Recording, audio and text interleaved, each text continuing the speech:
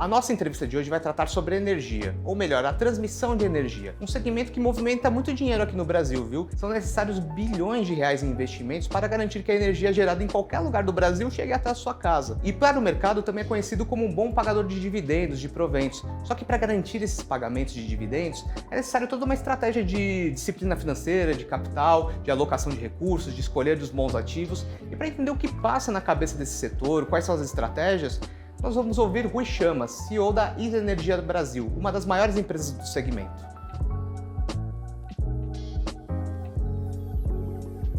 Rui, muito obrigado pela sua participação, aceitar o convite aqui do Invest News para falar um pouco da Isa Energia. Agradeço demais. E conta para o público que ainda não conhece muito bem a Isa Energia, assim, talvez saiba mais pelos dividendos do que pela estrutura, pela operação e a dimensão, né?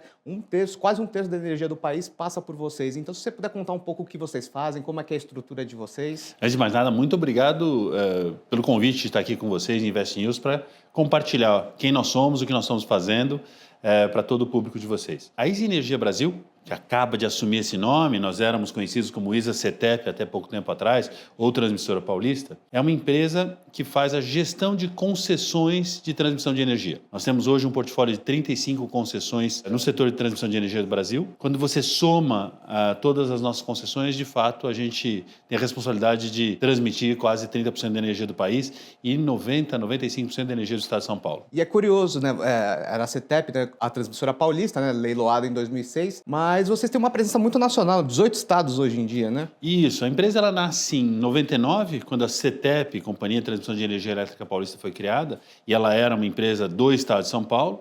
E aí, ao longo do tempo, a gente foi crescendo, foi adquirindo novas concessões. Temos hoje concessões em 18 estados do Brasil.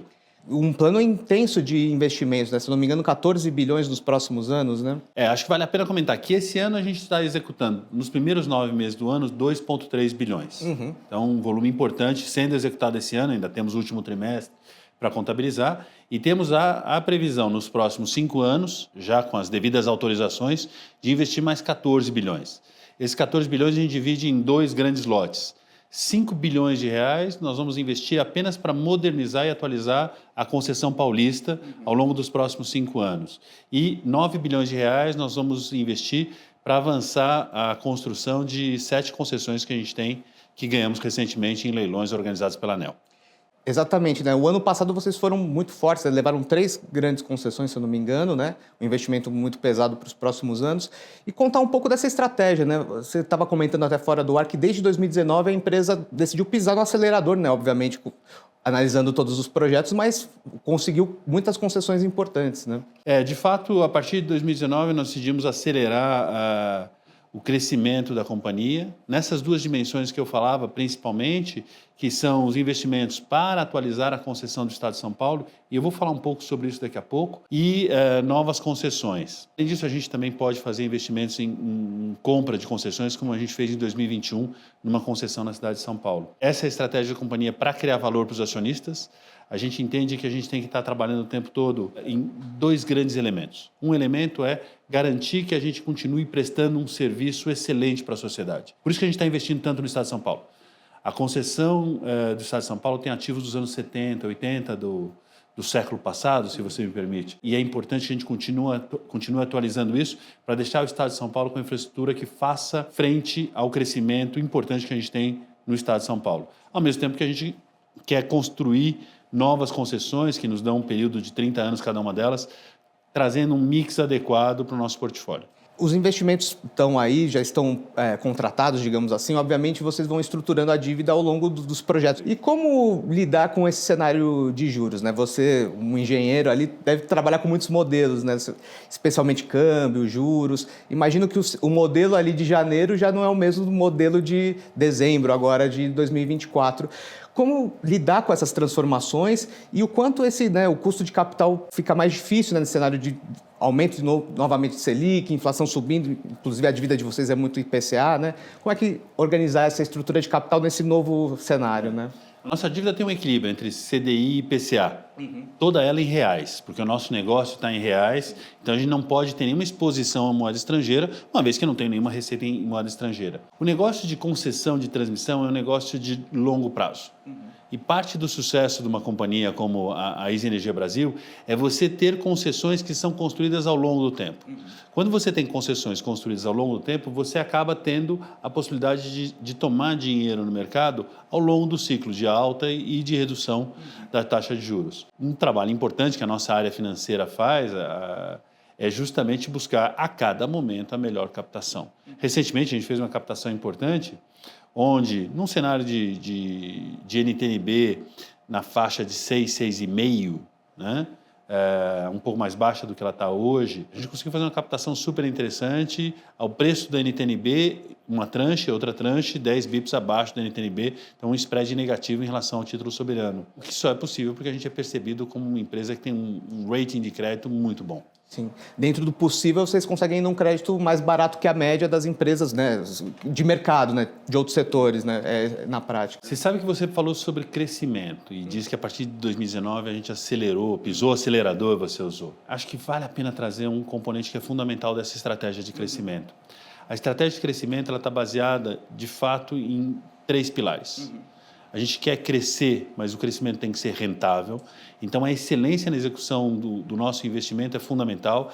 Comprar barato, entregar no prazo, ter bons aliados na construção, licenciamento ambiental criando impacto positivo para a sociedade. Isso é um pilar importante e visível. Tem um outro pilar muito importante, que é você ser capaz de fazer uma gestão da sua alavancagem e uma gestão da dívida muito disciplinada. Porque qualquer tipo de sobreendividamento pode gerar um sobrecusto na dívida, o que retira a competitividade da companhia e valor por consequências acionistas. Então, a gente tem uma disciplina financeira muito grande. E o terceiro pilar, a gente quer fazer essas duas coisas, disciplina financeira na dívida e execução excelente num crescimento rentável, pagando os proventos que a gente tem como prática de 75% do lucro líquido regulatório. Então, o crescimento da companhia não é crescimento pelo crescimento, é um crescimento equilibrado nesses outros 2 pilares, geração para o acionista e disciplina financeira. Até esse ponto dos proventos, né, os dividendos, que acho que o investidor que conhece vocês se apega muito a essa vantagem. Como é que dá para conciliar assim, um payout, né, um pagamento de proventos tão alto, 75% do lucro líquido regulatório, com tanto investimento? Assim, é pela receita já garantida dos projetos? Como é que se equilibra isso? Justamente o que explica o setor de utilities ser tão bom pagador de proventos? Né? Eu diria que é por construção da nossa estratégia. Nós sabemos que os nossos acionistas têm apreço pelo dividendo previsível, pelo provento previsível. Então, nós desenhamos o nosso crescimento considerando que isso deve ser mantido. Eu devo manter a minha capacidade de crescer, porque, afinal, numa gestão de portfólio de concessões, você precisa adquirir novas concessões ao longo do tempo para que esses seus ativos tenham uma longevidade corporativa adequada. Mas, ao mesmo tempo, você não pode se sobreendividar, porque senão você fica com um peso muito grande no balanço, e nem você pode deixar de lado o interesse do acionista em receber os dividendos. E aí, por construção, a gente vai definindo os passos de crescimento a cada momento. E, Rui, você chega na Easy Energia Brasil em janeiro de 2020, né? Um ano muito difícil para qualquer executivo em todo o setor, né? Muito pela pandemia e tudo mais. Como é que foi administrar esse período?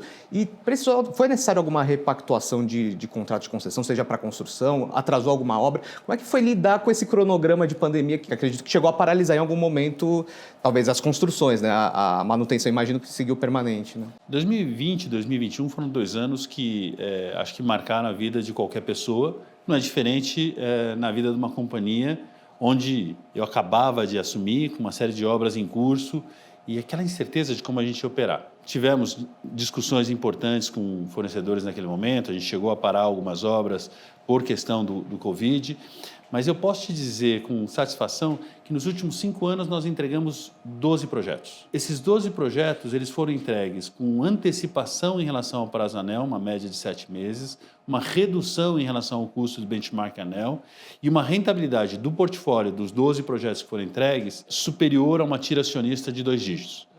Então, tivemos elementos de discussão ao longo do Covid? Sim. Agora, quando eu analiso o que a gente conseguiu entregar nos últimos 5 anos, o resultado tem um balanço muito positivo. E que me deixa animado para os 7 projetos que estão em construção, onde a gente tem o mesmo benchmark. Quero entregar esses 7 projetos trazendo para o acionista uma rentabilidade, uma taxa interna de retorno superior a 2 dígitos, de forma que eu consiga gerar valor e continuar nessa espiral crescente de resultados. Não, perfeito. E esses 7 projetos, né, alguns deles conquistados no ano passado, entender um pouco da estratégia de vocês no ano passado, que pegaram grandes concessões, e até teve um caos um pouco, né, que a ISA acabou envolvida indiretamente, do consórcio Gênesis. Para o telespectador aí que nos acompanha, foi um consórcio que se candidatou a um dos maiores lotes do leilão do segundo semestre do ano passado, fez uma proposta muito agressiva, só que não conseguiu cumprir o que a ANEEL determinava, né? E aí a concessão ficou para o segundo colocado, no caso a ISA Energia, que vocês assumiram com um compromisso forte de investimentos, né? Embora tenha uma receita boa, um compromisso forte de investimentos. Como funcionou essas concessões e o quanto o peso desse caso Gênesis trouxe para a estratégia de vocês, né? 2022 e 2023 foram 2 anos históricos quando analisamos a quantidade de obras que foram leiloadas pelo Ministério de Minas e Energia em leilões organizados pela ANEEL. Muitas empresas ganharam lotes importantes em 22, nós ganhamos um, o projeto Piraquê, que já está em construção em Minas Gerais. E aí, quando chegou o leilão de 23, era um leilão muito importante, vários lotes grandes, com 2, 3 bilhões de CAPEX previstos cada lote, e atores importantes, concorrentes que nós respeitamos muito. A nossa estratégia naquele leilão era buscar um lote pequeno, que era um lote que era numa subestação nossa, chamada Água Vermelha, na fronteira de São Paulo com Minas, e ele foi leiloado no começo do leilão, do certame, e a gente conquistou. E depois a gente imaginava ganhar um lote grande para completar o nosso portfólio para os próximos anos. E assim, entramos no leilão de modo a buscar a rentabilidade desejada e ganhamos o último lote grande que foi leiloado, o lote número 7, até porque naquele momento vários concorrentes já haviam ganhado outros projetos e a concorrência acabou sendo adequada, um pouco menor. Saímos felizes, mas recebemos depois a notícia que o vencedor do primeiro grande lote leiloado, que era o lote número 1, foi desqualificado, um consórcio chamado Gênesis, que eu não conhecia até aquele momento. Quando nós recebemos esse lote, nós o recebemos com muita disciplina. Claro que tem aquele primeiro momento de euforia, mas a partir do momento que a informação foi trazida, a gente fez uma análise disciplinada de como que a gente executaria aquele lote, como que a gente conseguiria, do ponto de vista físico, fazer a execução e do ponto de vista financeiro. E assim foi feito. Nós tínhamos, antes do leilão, pré-contratos com todos os nossos fornecedores, para todos os lotes que nós participamos, inclusive desse que a gente tinha ficado em segundo lugar. Nós renegociamos todos os contratos para garantir a validade dele, a competitividade dele, e descasamos no tempo a execução dos 2 lotes que a gente ganhou naquele ano, de forma que a gente conseguisse executar no tempo esses 2 megaprojetos, um chamado Itatiaia, outro chamado Serra Dourada, os 2 estão em fase de licenciamento ambiental hoje, sem criar problemas operacionais e nem financeiros, de forma que a alavancagem continuasse controlada e eu mantivesse aquilo que eu falava agora há pouco, a capacidade de ser percebido como um bom pagador de dívida e, portanto, com custo de dívida baixo. Nisso de assumir, né, o lote que o consórcio Gênesis havia ganhado, de certa forma você antecipou uma contratação, né? Talvez isso explica vocês não terem participado dos leilões desse ano? Perfeito, foi exatamente isso que aconteceu. Em junho nós ganhamos 2 lotes grandes, aí houve mais um leilão no final do ano de linhas HVDC. Ao longo de 24 nós tivemos outros leilões, nós também não participamos. Isso eu chamo de disciplina financeira, disciplina operacional. Nós temos hoje, eu falava agora há pouco, 9 bilhões para executar nos próximos 4 anos e meio, sendo 3 megaprojetos. A gente vai entregar esses projetos com muita disciplina e entender que crescer é importante, mas crescer respeitando a rentabilidade do crescimento, a disciplina financeira e o pagamento de proventos é fundamental. Sim, sem dúvida. E entender um pouco do que vocês veem de oportunidades no futuro, né? Não no sentido de leilões se vão entrar ou não, que a gente sabe que é uma decisão muito mais perto de ter que sair os editais, né? Mas o que vocês veem de oportunidades, né? A gente viu muitos leilões para trazer energia renovável do Nordeste, né? Agora tem essa questão de talvez mais energia para regiões de data center, sistemas isolados. O que tem de oportunidades que vocês veem factíveis para a sua estratégia, né? Os principais projetos que conectavam e que conectarão a região Nordeste brasileira, onde você tem muita energia renovável, eólica e solar, e o Centro-Sul, eles já foram leiloados. Ainda deve ter alguma coisa que aparecerá em breve, mas esses projetos, grande parte dos corredores já foram leiloados e estão em construção. O que a gente prevê quando a gente olha para frente vai ser importante o Brasil continuar investindo no reforço das malhas dentro de cada estado. Então, o estado de São Paulo, para receber data centers ou outras regiões do Brasil, vão precisar de alguns projetos específicos. Isso deve gerar oportunidades para uma companhia como a ISA Energia Brasil. Outro tema que eu acho que deverá aparecer nos futuros leilões e nas demandas do Ministério são elementos que reforcem a nossa rede do ponto de vista de controle.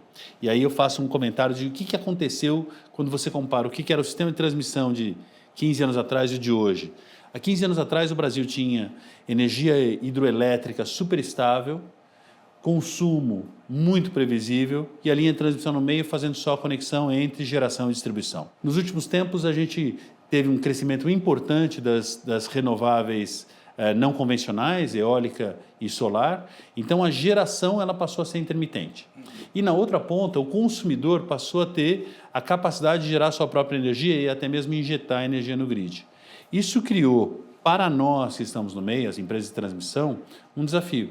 Um desafio que não basta apenas fazer uma transmissão passiva, você tem que ter elementos na transmissão que permitam o controle da rede. Então a gente deve ter, olhando para frente, cada vez mais a necessidade de você ter compensadores síncronos na rede, eventualmente elementos de armazenagem no meio da rede para fazer reserva de potência ou armazenagem pontual e até mesmo novas tecnologias. Recentemente a gente teve uma autorização da ANEEL para fazer o primeiro sistema que nós chamamos de FACTS.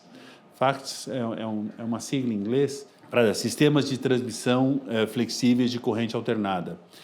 Que nós vamos instalar na região de Ribeirão Preto, que é um sistema que permite você orientar o fluxo de elétrons de forma a levá-lo, fazer o caminho que você quer, caminhando por uma rede que esteja menos ocupada do ponto de vista de carga. Esse tipo de solução deve aparecer olhando para frente. Então, tem muita coisa para acontecer quando a gente olha o futuro de transmissão nos próximos anos. O Brasil segue crescendo.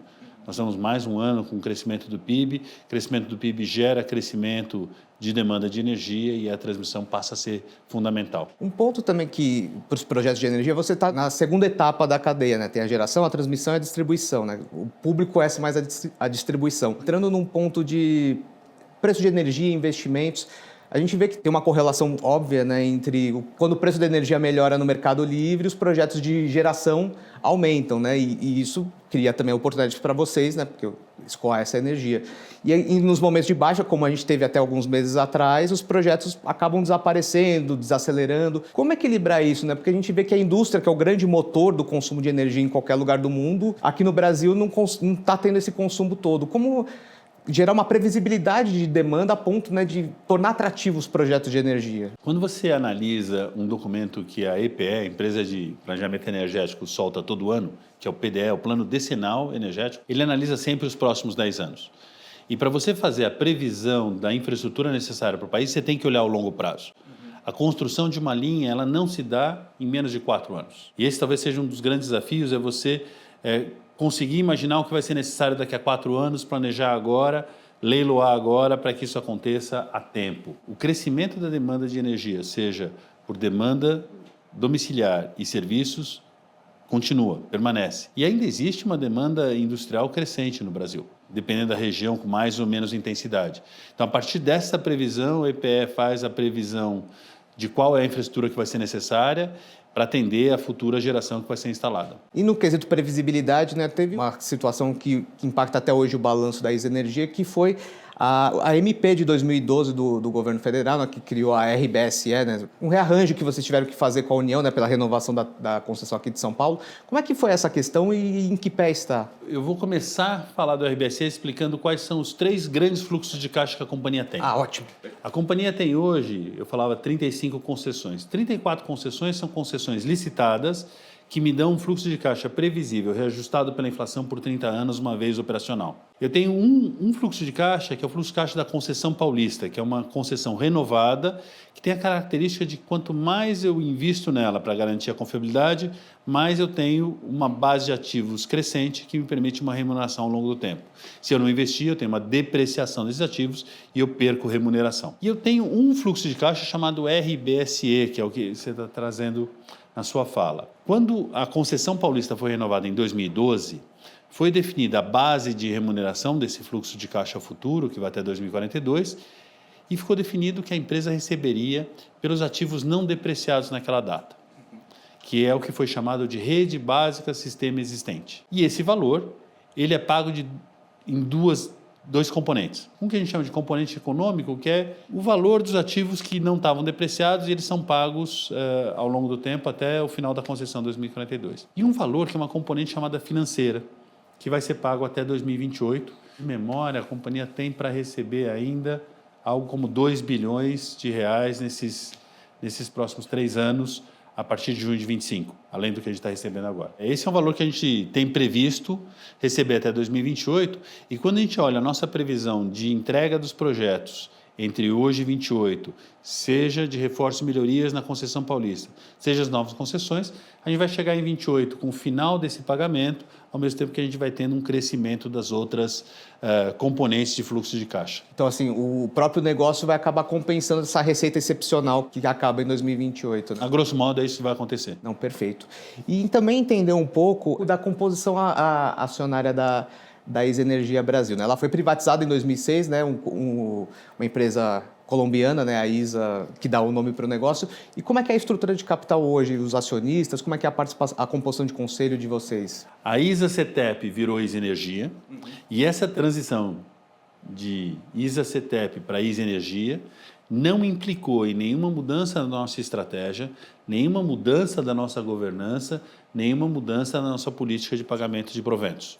Acho que isso é importante. Foi uma evolução da marca para assumir quem nós somos, uma empresa conectada com a transição energética, servindo 18 estados no Brasil, e não mais a empresa de transmissão de energia elétrica paulista. É uma empresa listada na Bolsa desde 99, a gente tem 25 anos de idade, 25 anos que nós somos listados na Bolsa de São Paulo, uma governança muito sólida. Hoje, 95% do capital votante está na mão da ISA, a ISA tem 35% do capital total, 65% do capital que não está na mão da ISA está no mercado. Boa parte dele na mão de 340 mil acionistas, pessoas físicas, além de acionistas e investidores institucionais, e a Eletrobras. A Eletrobras tinha uma posição histórica na companhia, vendeu uma participação importante agora ao longo de 24, ainda é um acionista relevante, principalmente nas ações preferenciais.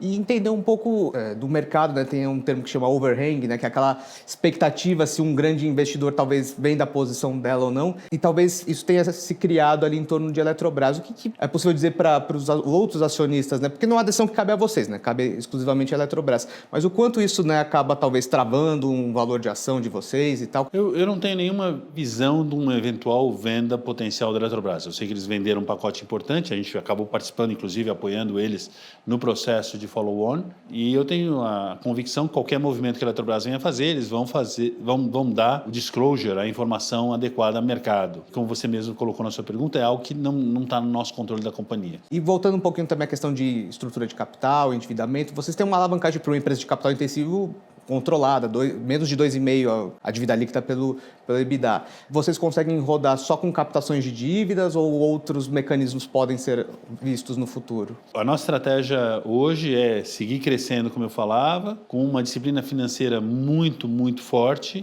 de forma que a gente consiga crescer alavancando dívida para os nossos projetos. É isso que a gente tem em mente. Você tem razão, a nossa alavancagem é bastante controlada hoje. A alavancagem tende a subir conforme esses 3 megaprojetos que eu falava que ganhamos em junho de 22 e junho de 23 forem se materializando, mas sempre com muita disciplina financeira. E outra coisa que chama a atenção, né? De uma transmissora paulista ali em 2006, quando a ISA ganhou o leilão, ela mais que dobrou ao longo do tempo, né? E contar um pouco desse processo, né? São 18 anos aí, né, já na mão da iniciativa privada e a transformação de um ativo que era muito local num ativo nacional, né? Eu acho que isso é mérito da estratégia que a companhia conseguiu desenvolver, sempre com muito foco em prestar um excelente serviço para a sociedade e seguir trazendo valor para o acionista com um crescimento rentável. Eu acho que essa capacidade de fazer projetos rentáveis com muita capacidade e excelência na execução que permitiu que a companhia, ainda que pagando proventos de acordo com a nossa prática, fosse capaz de seguir reinvestindo os recursos e crescendo. E é o que a gente tem em mente quando a gente olha para frente. Entender um pouco também como é que você foi parar na ISA Energia, né? Como é que um engenheiro formado no ITA, como é que vira executivo? Como é que se torna um CEO de uma das principais empresas do país? Como é que é essa jornada? Eu vou dizer que, primeiro, eu vim parar na ISA com muita alegria. É uma empresa que eu tenho um prazer enorme de trabalhar. Tem um time fantástico, obstinado por fazer bem o trabalho e gerar impacto positivo para os acionistas, para a sociedade, para o meio ambiente. Isso é uma satisfação muito grande. A minha carreira é uma carreira diversa. Eu trabalhei, depois de formado, na indústria química, depois petroquímica. Cheguei a ser responsável por uma empresa de açúcar e álcool do Grupo Dreyfus durante 5 anos e acabei sendo convidado depois para entrar no mundo da transmissão numa outra empresa, onde eu fiquei 1 ano e meio e depois fui chamado pela ISA ali na segunda metade de 2019. Então, coisas da vida, mas um prazer enorme de trabalhar nesse grupo. Muito bom trabalhar tendo ISA como acionista controlador, uma empresa colombiana muito séria, com muita competência, que tem uma participação importante na Colômbia, no Peru, no Chile, na Bolívia. Conhece muito do assunto de transmissão de energia, um domínio técnico maravilhoso e que dá um suporte muito grande para toda a nossa equipe técnica no Brasil. Qual foi, assim, se você pudesse dizer, alguns aprendizados do setor de energia que você teve, algum fascínio que você fala, pô, isso aqui agregou muito para a minha experiência, em algo que você não tinha vivido e que aprendeu nesse segmento? Puxa, que pergunta difícil, Ricardo. A gente aprende todo dia. Então, uma coisa que eu trago comigo a gente tem que trabalhar por prazer e a gente tem que ter a humildade de tentar aprender coisas novas a cada dia, independente de com quem você vai aprender. E esse aprendizado vem, não raramente, nos momentos mais inusitados e da pessoa mais inesperada. Uma coisa que me chamou a atenção e eu acho que criou algum viés que eu tinha, como que um país menor que o nosso, como a Colômbia, consegue desenvolver uma capacidade técnica tão grande e uma visão empresarial tão profunda para criar uma rede de empresas de transmissão de energia em países latino-americanos. E o prazer de trabalhar nessa empresa, a ISA gosta de se auto-intitular uma empresa multilatina, que tem esse papel de conectar os países do nosso continente, onde ainda tem tanta infraestrutura para ser construída e tanta interconexão entre os países que pode ajudar o continente como um todo a se desenvolver. Então, mais do que um aprendizado, eu diria que é uma quebra de paradigma e me dá muito prazer trabalhar nesse processo de desenvolvimento do nosso país, do nosso continente. E até essa questão regional da América do Sul, aqui inclusive até pelo controlador, eu vi algumas entrevistas suas citando exportação de energia, né? Você vê no futuro talvez algumas linhas de transmissão realmente provendo os países vizinhos, às vezes com energia produzida aqui em momentos que a gente tenha sobreoferta? Quando você olha os últimos anos, a troca de energia entre os países na região ela aumentou muito. Quando você exclui Itaipu, porque Itaipu, por si mesmo, é um exemplo maravilhoso de intercâmbio de energia entre países. Itaipu e Jacaretá, né, que é a irmã de Itaipu entre Argentina e Paraguai. As trocas entre Brasil, Uruguai e Argentina vão muito bem. E eu diria essas trocas, seja importação, seja exportação, que têm ajudado esses países a compensar essa variabilidade natural que a gente tem, em especial quando você tem tanta dependência de fatores climáticos na geração da energia, seja a água da chuva, seja o vento, seja o sol. E eu acho que isso deveria ser intensificado. A gente deveria continuar buscando essas interligações. Eu não tenho dúvida, quando a gente olhar para frente na interligação, na interconexão, na integração dos nossos países, qualquer infraestrutura que permita intercâmbios mais eficientes vai fazer com que o continente como um todo fique mais rico. É só ver o exemplo da Europa. Deveria ser a nossa referência, deveria ser o nosso benchmark. Sim. Uma coisa que você citou um pouco mais cedo na entrevista foi sobre testes com tecnologia de armazenamento, né, as baterias, né, que é um processo ainda caro, mas que inevitavelmente vai precisar ser testado de alguma forma. E você já tem testes nessa linha. Como é que tem sido o uso disso? Você vê potencial de escala num curto prazo, justamente por causa da geração, né, renovável, especialmente eólica e solar, da intermitência, né, assim, no período da noite elas não entregam praticamente nada de energia em relação ao dia, né, e conseguir armazenar isso para não se perder na rede, né? Como é que tá esses estudos? O que vocês têm colhido de resultado? Nós fizemos muita força para criar aquele primeiro projeto, eu vou chamar de projeto conceito, não é um projeto piloto, é um projeto conceito, em registro, onde um banco de baterias com 30 MB de capacidade é capaz de compensar a demanda que a gente tem exatamente nessa época do ano. No final do ano, a gente tem um pico de demanda no litoral sul de São Paulo e o banco de baterias de registro entra para compensar essa demanda adicional. Eu não tenho a menor dúvida de que a tecnologia é boa, ela não é cara. É uma questão de encontrar qual é a necessidade e o custo do armazenamento ele vem caindo ao longo do tempo e novas tecnologias não param de aparecer e acho que é fundamental que a gente continue explorando as necessidades do grid que são novas com a geração de energia intermitente, como você falava, e todas essas novas tecnologias. Seja eletrônica de potência, como aquele exemplo do FACTS que eu falava, seja o armazenamento de energia usando baterias ou outras soluções, existem outras, viu? Existem outras soluções de armazenamento, acho que elas devem ser exploradas, na busca de trazer estabilidade para esse nosso grid com essa nossa nova realidade. Se a gente voltasse a conversar daqui a um ano, o que você espera que a ISA Energia tenha entregue no próximo ano, seja de resultados, de obras ou de, enfim, projetos que vocês tenham aí em mente? Se daqui a um ano a gente voltasse a conversar, o que você gostaria de me dizer? Eu gostaria de dizer que os 7 projetos que estão em construção avançaram de modo muito importante. Alguns deles vão estar entregues e energizados, com resultados superiores. Eu não tenho a menor dúvida que o time que nós montamos na ISA Energia Brasil é capaz de entregar resultados superiores em relação ao que a gente percebe no mercado. Rede no estado de São Paulo com reforços importantes que vão permitir que a empresa passe desapercebida. Para mim, o sistema de transmissão, especialmente no estado de São Paulo, onde a gente tem o grosso da responsabilidade, quanto menos aparece a empresa, melhor é. Quer dizer que nós conseguimos fazer a transmissão de energia sem nenhum problema, de forma que as pessoas recebam energia na sua casa de forma permanente, sem nenhuma dúvida de que a qualidade ali está. E com impacto social e ambiental positivo, entregando valor para a sociedade. Agradeço muito sua participação aqui com a gente, Rui, agradeço bastante. Que é isso, a oportunidade de falar com vocês é especial, falar com o pessoal que está nos assistindo é única, e ao mesmo tempo que eu tenho interesse de que a ISA Energia Brasil, para o grande público, ela passe de forma transparente. É importante que vocês conheçam a ISA Energia Brasil, uma empresa responsável por uma infraestrutura tão essencial para o país e com uma relação com os investidores tão profunda como essa que a gente tem. E eu coloco a nossa equipe de relação com investidores à disposição de cada um de vocês. A gente tem um site com muita informação, com muito detalhe, para que vocês possam conhecer ainda mais a nossa empresa. Muito obrigado. Valeu, Rui. Obrigado, gente.